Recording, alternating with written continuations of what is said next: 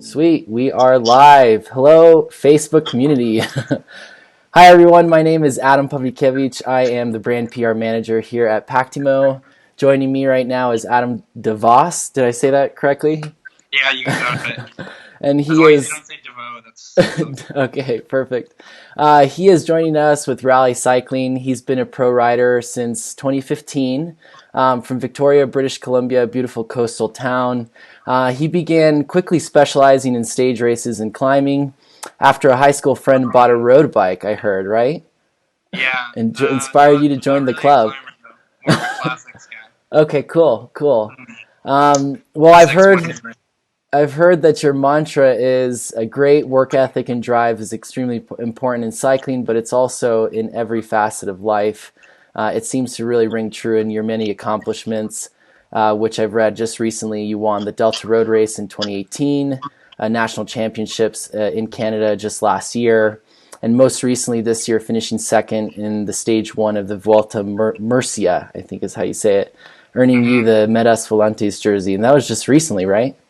Yeah, that was in our first little race trip in February. So yeah, Yeah. pretty recently. So One of the only two last months races ago. before kind of shut down. Yeah, yeah. So that's kind of my first question I wanted to ask you is, how has everyday life changed since that big win in Spain? How was it just traveling in the midst of all that? Because that was kind of still when things were kind of picking up with COVID, at least in Europe, definitely, in Asia and everything. So how was that whole transition from going from, racing and training basically nonstop to now and being at home and, cycling, I would assume indoors a lot. Yeah, so that was kind of our first race trip, which is also always, you're kind of getting your footing, getting the racing legs back after a winter of training, mostly on my own. So it was super nice to get a big result like that to kind of get the season started. Hmm. And like you said, I guess it was mostly in Asia at that point, Okay. and cases were just sort of starting in Spain and Europe. Uh, I think the first case in Girona, where I was kind of spending some time in Spain, was maybe a week after I left. Okay. Um, so yeah, I got home I think February 24th or 26th, and just kind of resumed training like everything was Normal. normal. And then by I guess second second week of March, it was kind of like everything was on hold as far as racing goes, as far as knowing when we were going to race again and all that. Hmm. And yeah, it was a bummer because I was really looking forward to the next block of races, and Hmm. my parents were actually going to go to Europe and do a little vacation on their own, which they had to cancel. It was pretty weird because they kind of made the call a little bit early to cancel, and then within 3 or 4 days, it was like All shut down. it was so obvious with like 3 or 4 days after. But at the time when they decided to cancel, it was like a hard decision to make Mm. with putting their plans on hold. But at this point, obviously, it was the right decision. Yeah, I think that they definitely made the right call. Yeah, Um, I would so hate for them to get stuck in Europe and just that would be scary. yeah.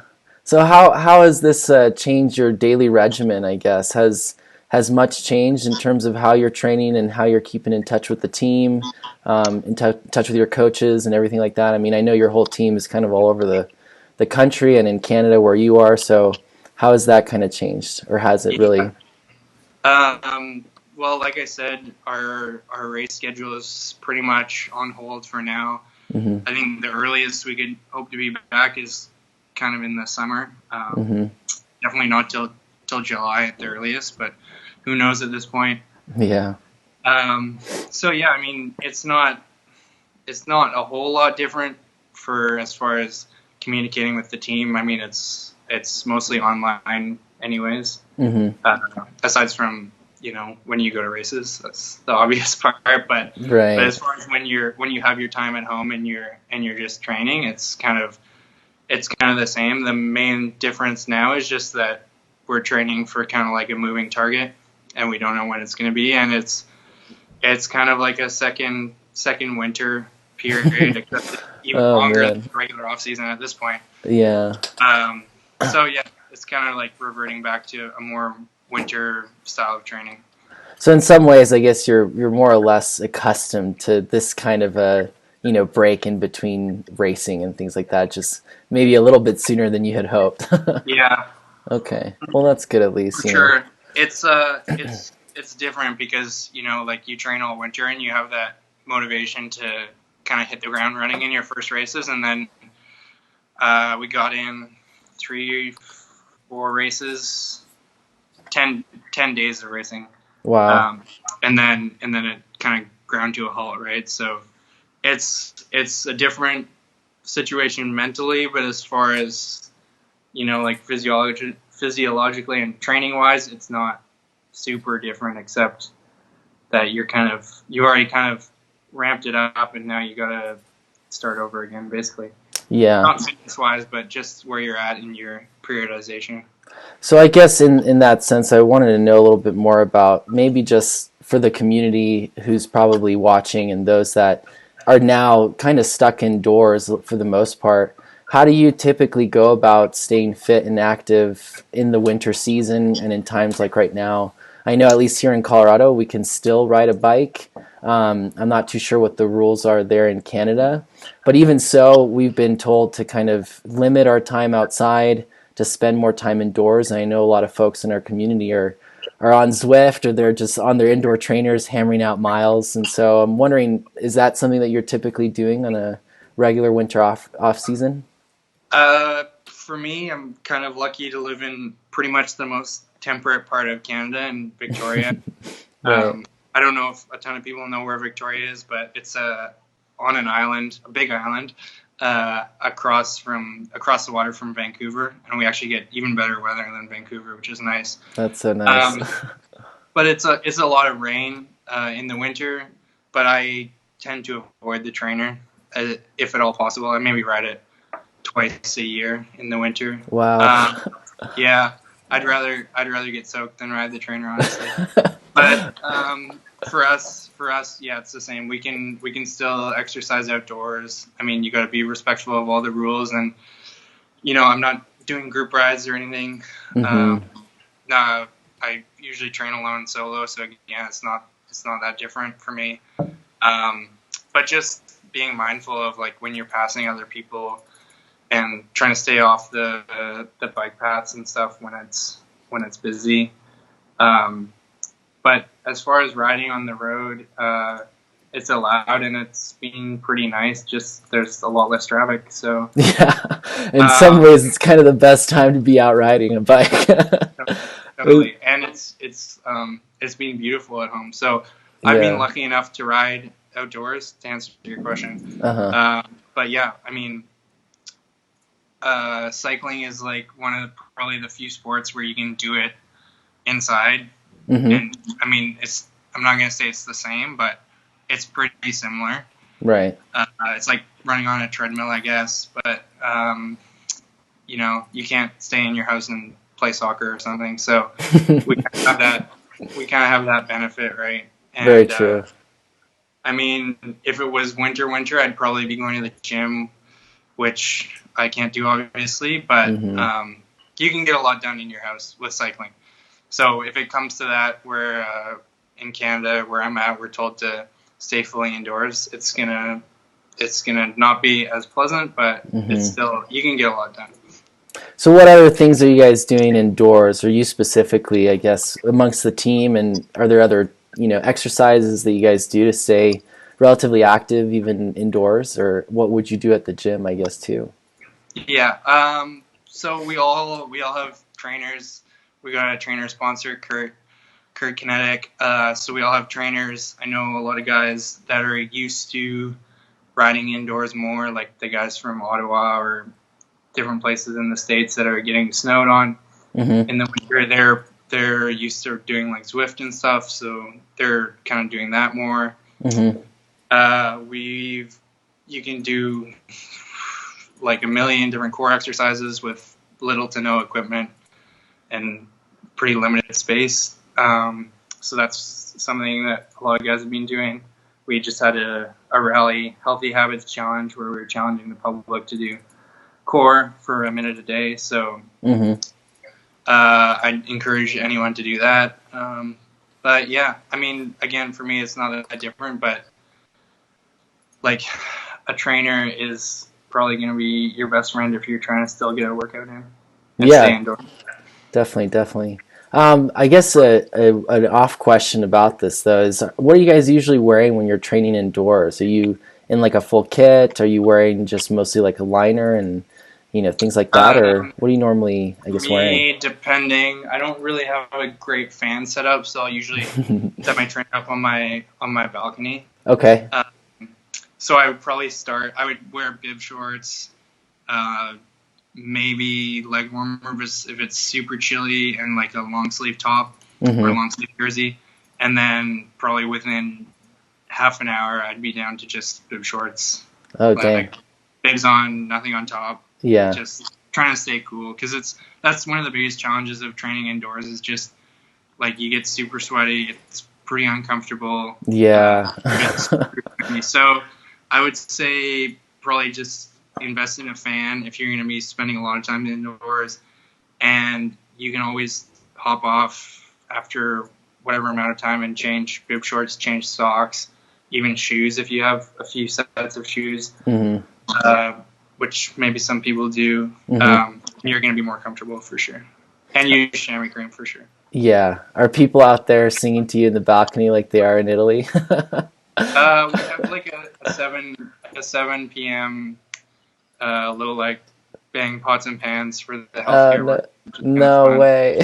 Yeah, that's so amazing. I guess the shift change for hospitals. So. Oh wow, that's so great. That'll definitely keep folks motivated while they're training indoors. Yeah, it's there's not a ton of big condo buildings in Victoria, but it's pretty impressive in Vancouver, because there's quite a bit of population density and condo buildings, so it seems to get pretty loud from what I've seen.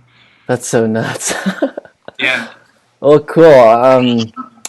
I guess another question I had was just you obviously are the Canadian national champion last year. You got that, and I just wanted to know from your perspective, has that kind of come with some heightened level of responsibility or focus? Do you feel that you are a representative for the country? I mean, way more now, and how has that kind of maybe changed amidst this crisis as well? Yeah, I think for sure during like a normal race, you're kind of cognizant of it, that you're representing your country and your team, and you want to do. I mean, I always want to do well, but it's like you just want to represent your country, and Canada's not necessarily a huge thought of as a huge cycling powerhouse, so anything anyone can do to kind of put our name on the map is great. And then as far as during this, I think it's really just everyone's responsibility to stay safe and follow guidelines and practice everything that the government is recommending. And I don't think it's up to one person. It's just a community effort to try and minimize the impact and do whatever we can. Right. No, definitely. How are you guys keeping in touch, I guess, internally within the team? Is this something that, like, do you guys talk on the phone a lot? Is it mostly with coaches and the other teammates? Like, how do you guys maintain that level of communication, just in general? I'm wondering.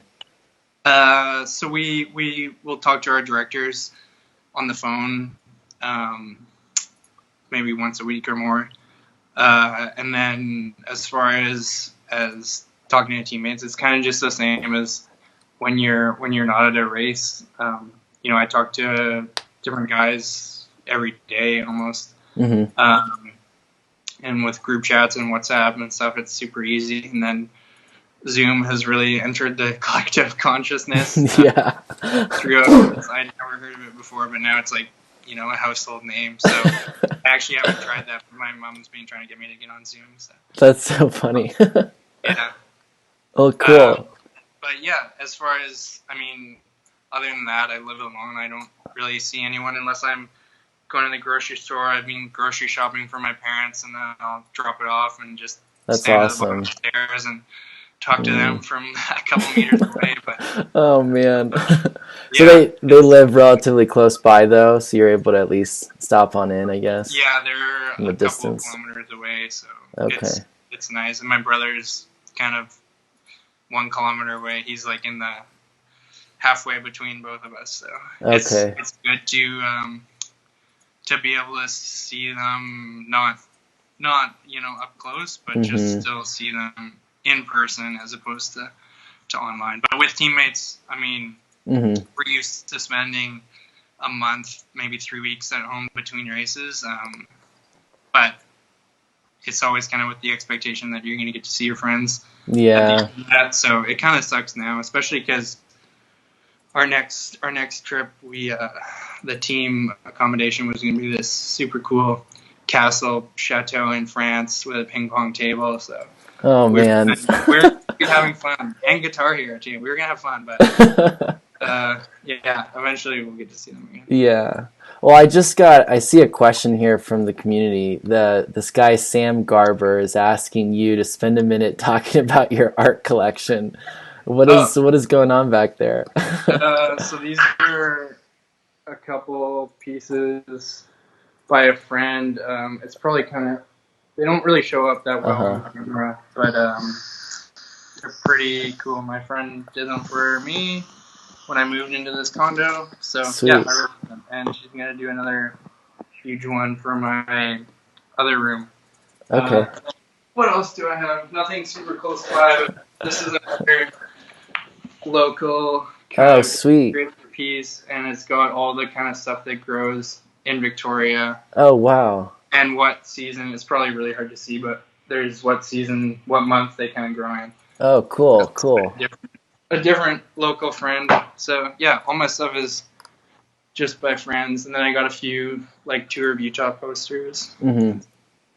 Well, so maybe that's a good segue, because I did want to ask you about nutrition and how you're staying healthy, and if that's even really changed throughout this whole time frame, and how does the everyday, professional cyclists eat throughout the week and during race season, and now that maybe it's a little more off, but how do you typically stay healthy? Yeah, I think probably for me it's been not too different. I like cooking, so it's nice to kind of be forced almost to cook, because I also like going to eat. So it's kind of forcing me to cook even more than I normally would. But Okay. Yeah, it's not too challenging to keep on track. But I think definitely the first couple weeks it was like a little more lax, and even still it's a little more lax, like without having a hard deadline to come up on, and just shoot for. Keep, really on top of it. But yeah, as far as like nutrition, if you're eating healthy, it's going to make your mood better, and you're just going to feel better. So that's kind of the motivation, is just it's like a lifelong thing, right? You want to eat healthy whether you're a cyclist or not, whatever. So it's maybe like, it's not something to stress about. You don't want more stress at this time of all times, but yeah, of course, for sure, 99% of the time you're just gonna feel better if you're eating healthy. Right. So I know, at least when I'm like riding, which I think is a lot, but not really in the grand scheme of things, I'm typically hammering out so many calories. I mean, I would love to learn more about how much do you normally eat through the race season? Does that change drastically during the off season? And how do you manage that? Because it seems like it'd probably be like, sometimes it can get exhausting eating so much in some ways. So I remember seeing a Netflix series about like this professional chef that works for a cycling team, and I was just blown away by how much food that you guys eat. So maybe you could talk about that for a bit.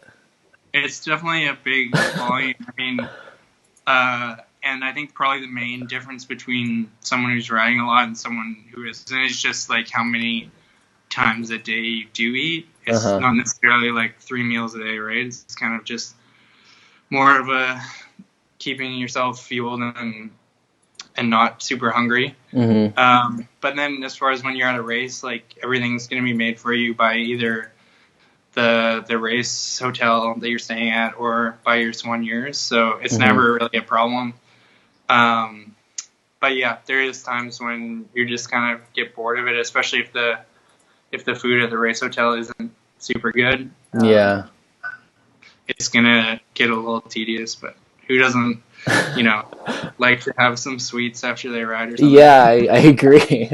I got a question here from Dylan Crane. He's asking, what's your go-to breakfast, lunch, and dinner?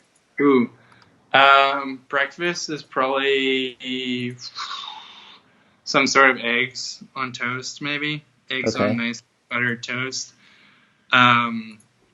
Lunch that kind of depends, because I'll usually be riding through midday, so I don't really have a good answer to that. And then dinner is definitely like a sheet pan roasted vegetables, roasted squash, roasted Brussels sprouts, some sort of like nutritional yeast type dressing with some sort of meat. Pretty simple, not super fancy. But if I was going out to eat for dinner, it would probably be, I would say, tacos. Or Nice. Thai food or tacos. Those are my two favorite. Awesome. Yeah. So it sounds like, I guess, your guys' nutrition is relatively unchanged. Are you guys working closely with the soigneurs at all with your nutrition? Is that something that you normally do when you're training at home, or is it mostly just when you're out racing? It's more self-sufficient when you're at home. Okay. And yeah, when you're with the team, we have like all our Cliff stuff for when we're riding. We have that at home too, of course. So we have Cliff products for when we're riding, and then the soigneurs are going to make, your lunch and whatever else. But no one's really controlling what we eat. It's kind of more a self-sufficient type thing, and knowing what works for you and what doesn't, and when and how much to eat, and all that. Okay, cool. Another question I was thinking about was, I guess this might be a little bit hard to answer just because we don't really know when you might be returning to racing and things like that, but have you guys gotten any sort of feedback on when that might be, or when you might return to the regular schedule events and training, things like that? I think it's just 100% up in the air, even if, so right now the most closest race to now that isn't officially canceled would be Nationals at the end of June. And, maybe that has a better shot at happening than going to Europe. Maybe it doesn't. Maybe we're kind of just like have a lag compared to Europe, and they're going to clear up faster. But as far as international travel, that's probably a ways off. So right now, it could be Nationals. It could be further down the line. But I think it's pretty much a moving target. Yeah, and you guys just kind of keep in touch about that, I'm assuming, throughout the day. We get updates on what's happening, and I don't know. You can read cycling news and a million articles about the Tour de France, whether it's going to happen or not. Yeah, I know. It's all speculation, and I mean, it's nice to want to race and all that, but really, it's like you got to think about the big picture of health and for yourself and for the world and your family and all that. So. No, of course. So it sounds like, I mean, you're still spending a lot of time outdoors and all that. So, I mean, one question I had was, how are you coping with staying indoors, which you certainly are, but you're still getting to ride outside a bunch. Do you have any tips for folks that are maybe just stuck inside a bit more, or maybe what you do throughout this time frame? What's something that you've been kind of doing to stay mentally sane? For sure. I'm riding outdoors, but that's pretty much the only time I'm going out during the day. So definitely spending a lot more time inside my condo and not doing my normal, walking around downtown or going to coffee shops or whatever. So it's hard. I'm definitely not. I haven't mastered it. I'm not not fully sane, I guess. I don't know if anybody is. But I think just for sure turning your phone off for at least a period of time, not looking at it all day, which I'm definitely guilty of. Trying to pick up something that you've been wanting to do that you can safely do indoors. I'm trying to brush up on Spanish. Nice. Yeah. I don't know. Yeah, just trying to. I think for me, it's trying to make the most of the extra time. Right. Especially if you're, you know, if you've been laid off or something and you have more time. Yeah, just don't just go through the whole period and wish you had done something. Learned something or done something. Yeah. Yeah. As long as it's safe and you can do it indoors and it's not going to endanger anyone, could just go for it. Start it, and you're gonna probably get into it and feel better. Yeah. Well, I got an interesting question here. It's somewhat unrelated, but Ryan White's asking, is there any talk of digital racing happening in the near future? Anything like that you know of? I know that Tour de Suisse, which we were scheduled to do like in person, and it was just canceled maybe today or yesterday officially. They're hosting an e-race. I think it's kind of trimmed down. Obviously, it's not going to be 8 days, I don't think. And then I saw something of a Tour of Flanders e-race kind of invitational thing. Personally, I've never Zwifted. I've never really done it. I don't really think it's the same or at all comparable to cycling, but right. Everyone's got to adapt. So I don't really have an answer, but I know things are happening, and I just saw that Zwift is like they're hitting peak like user numbers daily now. So, how crazy. Yeah, it makes sense. It's just not my cup of tea. I feel you. I have another question here from Kyle Daly. Do you, this is more so just about the life of a professional cyclist, do you have to submit progress updates, for example, weight, training numbers, etc., just in case the race season starts sooner than expected? So we have our Training Peaks accounts, which I'm sure most of whoever's watching would know what Training Peaks is, but those are visible to the team. And as far as that, I think everyone just is going to be. It's going to be up to people to stay fit and stay motivated and whatever. But I think we're going to have some indication of when the first race is going to be, and it's not going to be a surprise, and it's also not going to be soon. So yeah, exactly. You'll probably know that there's still some time to get ready. Yeah. Well, that's cool. Good to know. I guess we kind of talked a little bit about this, which was, it sounds like you're spending some time also learning Spanish indoors, which is kind of great. I wanted to also ask, this is kind of just a general question, and I think that everybody kind of has a different answer, but what does cycling mean to you? And I guess as a sport, what it represents, what your intentions behind it, what does it really mean and speak to you?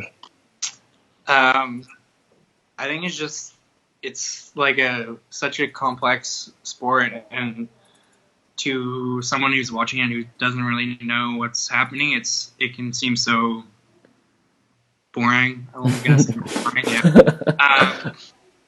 But there's so much to it, which is kind of what attracts me, and it's not always the strongest person or whatever that's gonna win, and there's so much teamwork and just different dynamics that are happening all the time during a race. And that's kind of what really attracts me to cycling, but it's also just super competitive and really a great sport to do your whole life even. So as far as what it means to me, it's kind of driven by my competitive side. It's my livelihood. It's a great lifelong way to stay fit. So all that. Awesome. Let me see. There's another question here Who's better at designing the Canadian champion jersey, Sam or Sam or Sam? It sounds like Sam is wanting to say hello to you. Thank you, Sam. Tom over here is also asking, how do you keep in touch with your teammates? Mostly WhatsApp. Okay. Honestly, yeah, that's kind of what we use. That's what we use at the races. We'll have a WhatsApp group of whoever's at the race to like send out schedules, send out when the bus is gonna roll, when you need to be down in the lobby or whatever. But then as riders, we have our own groups, just to stay in touch and talk smack and send memes or whatever. That's good. You guys got to stay positive. I got another question here from Rich Studley. It's a long one. He basically is saying here that he asked the team yesterday if there is any racing going on, which I think we kind of talked about already, but he's also asking about the team coming over to the UK to contest some short, sharp hill climbs. The Monsall Hill climb in October is simply the best, 90 years old, and its record has stood for 38 years. Is there any talk of stuff like that, these kinds of challenges? I don't think we do much outside of UCI racing, but that sounds fun. And the UK, I really enjoyed Tour of Yorkshire last year. I'm bummed that it's not going to happen. Well, I don't know if it's canceled or postponed, but as far as I know, it's not going to happen. And London, I really want to go to London for a vacation. So I'd love to be back in the UK. Those hill climbs look pretty cool. I love the special bike setups that they have and the weird no helmets, and well, you should always wear your helmet. But it's kind of cool and funny and just a weird scene. So it looks cool. That's super cool. I don't know much about those, but that sounds like a lot of fun. I know here at least, like a lot of my friends will like compete for who can get King of the Mountain on some random little stretches. I'm sure you guys probably do that amongst each other too, quite a bit. I think well, at least for like when you're able to travel to where each other are, yeah, well, for sure. Our favorite thing to do on training rides, like before races and stuff, is sign sprints. So you just pick a sign 300 meters away, and then by the time you hit 200 meters, you're all sprinting for it. And it's fun. It's super fun. That's definitely cool. Once people start group riding again, that's kind of the best part of group riding for me. Yeah. It's just, having fun. And it's nice to train alone and get your work done and all that, but if you're going to group ride, it's nice to have fun like that. Sounds like you got to get on Zwift then. In the meantime. I got one other question here from Dylan. He's asking, what's the best place you've traveled to for racing? That's a good question. That's a great question, actually. I really liked. We've done Arctic Race of Norway a couple times. That's super beautiful. It's in some ways it's really similar to some places in Canada, but it's also really remote and just beautiful. Tour of Denmark I really enjoyed that race. Super nice fans. Again, like beautiful countryside and just a really nice country. And then Tour of Langkawi in Malaysia was super fun, just because it was super cool. It was far-flung and just different cultural place that I got to go for racing. But something that I know, I read about this in the summer. I think it was like an article about how there's like a severe difference in terms of like the actual quality of what you're racing on from like place to place, especially when you start to go like race in places like the South America or like I would assume Malaysia as well. Like how does that differ between, racing in Europe versus racing somewhere else, I would say Europe has the worst roads. Really? Well, yeah, as far as cobblestone, They're going to have the most road furniture, which is always adds a challenge. You're probably going to hit some cobbles at some point. There's a decent amount of potholes. Actually, Quebec is the worst for potholes in Canada. Really? What else? Yeah. Malaysia, I'm trying to remember. I think it was pretty good. Uh-huh. South America, I think the biggest challenge is the traffic control. I've never raced in South America, but from the stories I've heard, what else? Arctic race. I was expecting the roads to be pretty beat up just because it's so far north. Yeah. Actually, beautiful road surfaces there. Wow. Yeah. So it does vary, but I would say Europe, you're gonna have probably the worst. That's good. That's good to know. Tom over here is also asking, what don't you miss about racing? What don't I miss? Yeah. The worst part of racing is probably crashes for one, and two, the day before the race. The day before the race is really boring. You usually do a pretty short ride, maybe an hour or two, and then you're just trying to, conserve energy. Yeah. You don't have much to do, and you're probably a little bit nervous, so it's just a long day. Yeah, I would imagine. And a lot of nerves probably, too. Yeah. Depending on the race, you can be pretty nervous. So those are probably the two things. But there's not much that I don't like about racing, or else I probably wouldn't be doing it. Yeah, I don't think it's a very easy thing to get into, so you got to be pretty committed. Yeah. So I guess from the time that you started racing to when you basically went pro, how long of a time frame was that? Because it sounded like you were in high school, got started, and then in 2015, right? I think you joined the HR block team, and then rally the following year. Correct. Yeah. I guess I started, I want to say 2011. Okay. I want to say. 2011. So my first year really was my second year of junior, last year of junior. And then I did Worlds in Copenhagen that year, and then kept racing as a U23 as an amateur. I did Worlds again in Richmond in my last year of U23 when I was on H&R block, and then the following year in 2016 I joined Rally, and then this will be my fifth year. This is my fifth year. Sweet. Yeah. Awesome. I'm getting another question here. Sam is pretty persistent, so I'm going to ask it. Would Adam rather fight 100 duck-sized horses or one horse-sized duck? Oh, man. Duck-sized horses. Probably the 100 duck-sized horses. You can just trample them, I think. There we go. He's also asking, what is your favorite workout?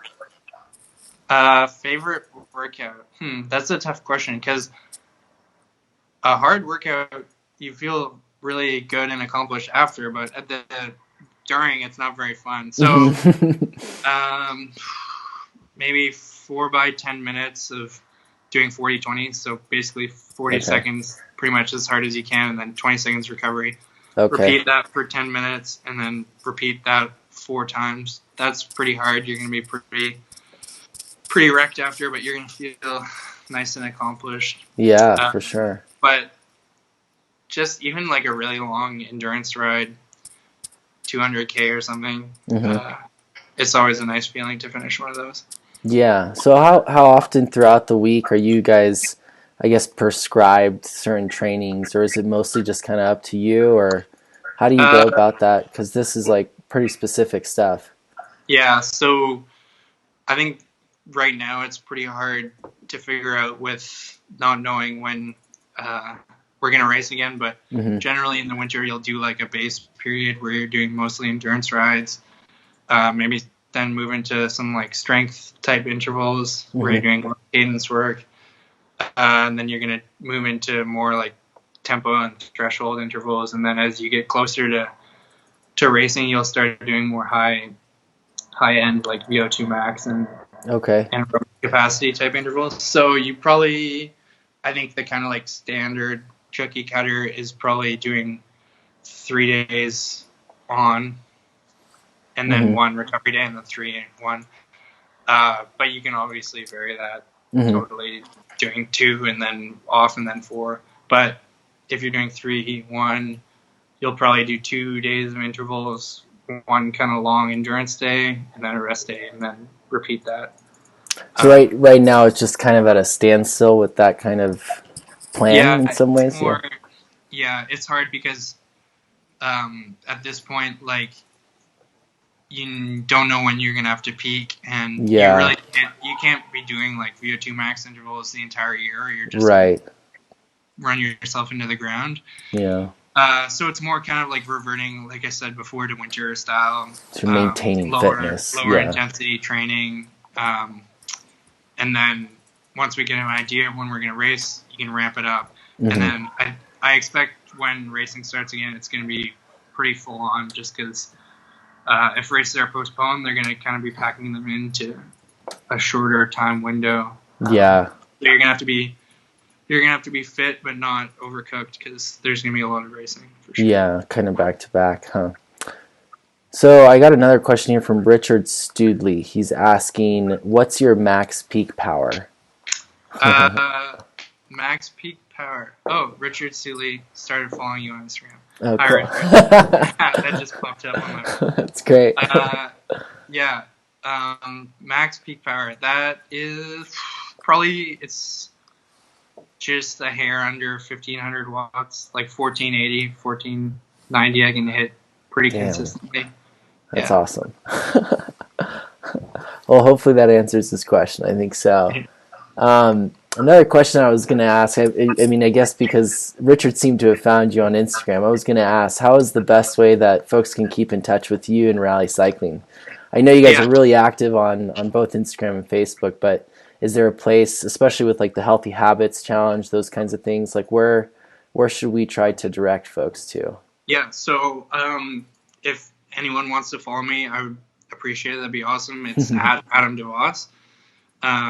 Always looking for new followers. And then, yeah, so I'm definitely most active on Instagram.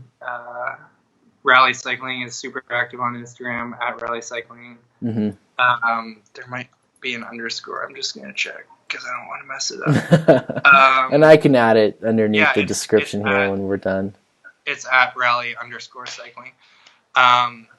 So yeah, and then also the team is active on Twitter. I do a bit of tweeting. It's at A_DE_VOS.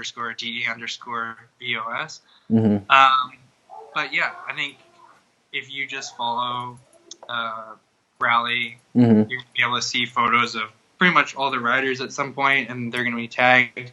You can follow all the riders and just, engage with us. I respond to pretty much any message I get, so feel free to send me a message. Cool. One more question maybe before we wrap up. Dylan's asking here, what's an off day look like? Is it mainly Netflix and chilling at home? Off day. I'll do a short ride, probably not before noon. I'll usually make coffee at home and then probably walk. I live downtown, so I'll walk to a coffee shop. This is obviously pre-COVID. Spend some time at a coffee shop. Go for a ride.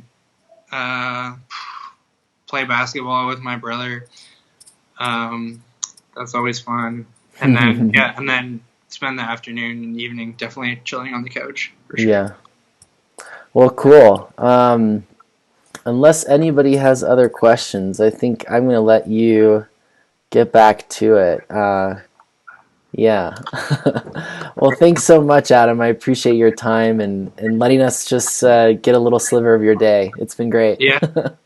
Yeah, I hope everyone enjoyed it. And yeah, like I said, if anyone has any other questions, or I think you're going to put this up on your page after. So if they watch it and they have a question, feel free to follow me on Instagram and send a message, and I got nothing but time, so I'll get back. Exactly. Well, awesome. Thanks so much, Adam. I appreciate it. And take it easy. Thanks to you guys for watching, at home. And if you guys like this, give us a thumbs up. Let us know if you want us to cover any other topics. That'd be great. All right. See you, Adam. Take it easy. Yep. Bye-bye.